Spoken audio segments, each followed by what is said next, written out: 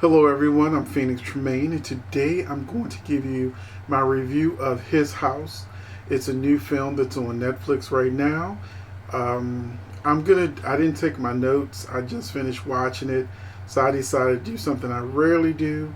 And I'm just gonna go off the cuff and just give you my first impressions of His House. So it's directed by Remy Weeks, with writers Felicity Evans and Tony Venables, and it stars Sope Derisu and Wumi Mosako. So if I said the names wrong, I apologize. But yeah, let's get into it. Um, My House is essentially a story of a refugee couple who escape a war-torn South Sudan, and then they struggle to adjust to their new life in the English town that has an evil lurking beneath the surface, is the original log line to say what the movie's about. So these refugees escape, and they're on a raft, and their daughter is killed on the way to get into London, and they manage to survive, and they're told that they have to live in this house. And it's a house that they say normally multiple refugees have to live in a house, but for some reason, it's never really explained, but for some reason they're given the house for just the two of them. And then horror stuff starts. It's a haunted house movie. So basically, what I love about this movie and what I love about black folks entering this genre, because I've always loved horror movies. Even when I was a teenager, even before I was a teenager, I used to read horror novels or the teeny bopper teenage age appropriate horror novels. And so I just love the genre. As a writer, I've written some horror stories and some horror web series. And this movie brings to the table something different. And what I love about black filmmakers entering into the arena of horror and being accepted in the arena of horror is that we get a new point of view and we get new stories. Horror is a genre that is generic, that spews out the same type of content on a regular basis. Depending on what type of horror movie you like, you kind of know what you're going to get.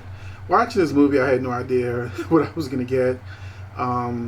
It was sort of like a new, uneasy feeling for me, in a sense that I didn't know how it was going to end. I wasn't quite sure what was going to happen, because it was definitely rooted in the culture.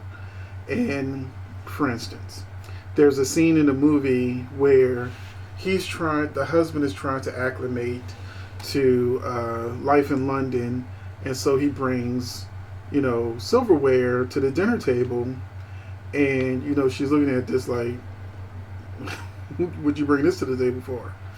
And I used to date an African who fixed me an African meal, and I was like, where's the silverware? Because I'm American. And my date was like, we don't do that. You just take the bread. I can't remember what the bread's called, but we take the bread and you use it, and that's what you do. And that's what she was doing in the film. And he didn't want her to stick to their traditional ways. Now, people who don't know that about certain African cultures, and this is how meals are eaten, it may have went completely over your head. And I also love that I knew that enough, that knowledge, so I could really understand what was going on. And it's just the flavor. It's just the flavor of the story and the visuals. I was actually, when I saw the trailer, I was actually really afraid that they were going to demonize African culture, or in African imagery, because we have gotten that in westernized films where the African culture, statues, imagery is demonized in a way that makes the culture scary.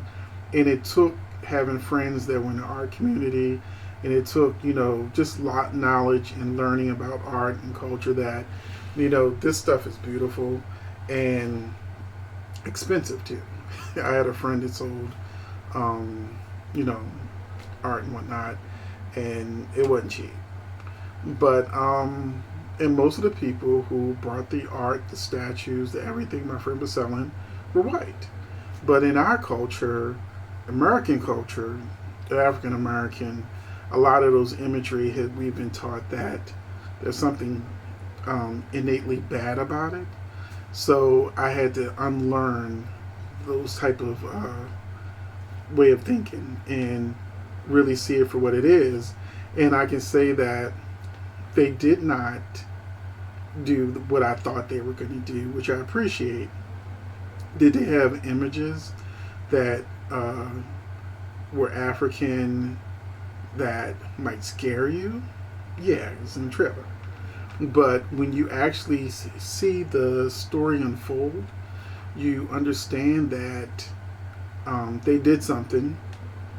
And I'll say this, there's a witch in the story. They're being haunted by a witch. And because of what they did, this witch has come for them and is trying to make them pay for, what happened. And that's all I'll say about that. It's trying to make them pay. So this is actually a witch horror movie. The witch haunts the house and starts coming after them. I love the ending. I 100% love the ending. This is sort of like what I would imagine the Amityville horror movie would have been like if you had African refugees, live in the house. So I just want to say that this is a movie you should give a try. I know when people watch Netflix movies and they have Netflix, a lot of times they say, I'm glad I watched that because, it felt like it was free, But if this was in the movies, I would not have been disappointed. If only for the imagery that I saw. They had some very beautiful, dreamlike set pieces. There's one that's actually in the poster that is really beautiful, and when you look at it in the movie, I was like, okay, there we go. That's it. I'm gonna use that as my thumbnail too, so you know which one I'm talking about. So I highly recommend this movie. I'm still working on my grading system I'm gonna be doing for my movies, but this is definitely gonna get a B, a B for good, and I recommend it. Watch it with an open mind, and just watch it unfold. It's not a traditional horror film. You're not going to get the slaughterhouse slasher type, monster just killing everybody type movie. It's more psychological. And once you really realize how psychological it is, that's when you begin to really appreciate it and how far these characters come. There's a full emotional arc that happens in this movie that comes full circle. And so it was very well written, and I appreciate that. So I'm going to end this review right now. I would love to know what you think in the comment section about his house. Did you really, how did you feel about seeing the witch / haunted house movie done from a different perspective? Were you able to really get into it? Is it something you want to see more of? Or would you like to see black characters in more of a traditional sense of black folks in a haunted house, or black folks versus witches, and have it not be a comedy? Tell me, what side do you lean on? Do you lean on the artistic cultural vision, or do you feel more comfortable with the Americanized vision? So thank you for watching. I'm Phoenix Tremaine, and I will catch you in the next video. I gotta say, I just reviewed one of my favorite movies of all time. It was The Craft. I just reviewed The Craft Legacy. The witch in this movie is way better than every witch put together in that movie. I was so disappointed in The Craft Legacy. But if you want to see that review, go ahead and watch it, and you can hear me say for almost a half hour how disappointed I was in waiting 24 years for this movie to happen, and then they come up with that.